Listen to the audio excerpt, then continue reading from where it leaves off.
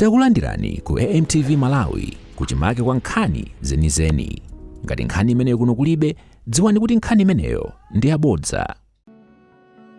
Nduna yona za malonda a Vitumbiko Mumba yalamula nthambi yona za chilungamo pa malonda a Competition and Fair Trading Commission CFTC kuti ifufuze ndi kupereka chilango kwa eni Sitolo ya sana ku jina lekona ku Blantyre omwe akwadzudzula pochita chinyengo pa malonda. Izi zikutsatira malipoti omwe Sitoloyi inalipiritsa 500,000 kampani ya Chimalawi yopanga mkaka wa ufa ya Mark Milk kuti mkakawu aziugulitsa msitoloyi.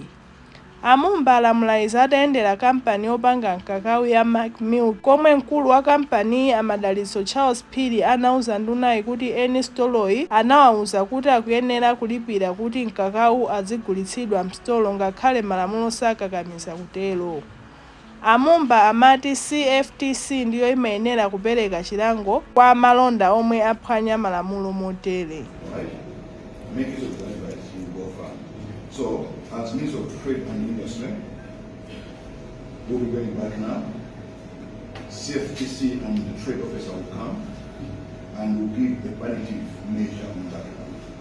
Because he has opened to us that. And we are leaving you to do your internal investigations. But what we do as government, we protect him and we demand a refund of that money with interest as well as inflation.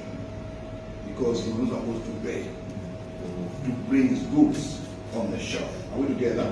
But on top of that, because we have broken the law, our lawyers are doing their work, and the CFTC will come and give you the right punishment measure. But as minister, I don't have the power to give you a punishment measure, and I don't want to overwork above my powers. Indeed. You understand that? But as a human being now saying, if indeed that is wrong, as well established here, as your words, is your words against his words and the law, honestly speaking, he must be found his money. You understand that? And Osaiwala kupanga subscribe ku channel ya AMTV Malawi.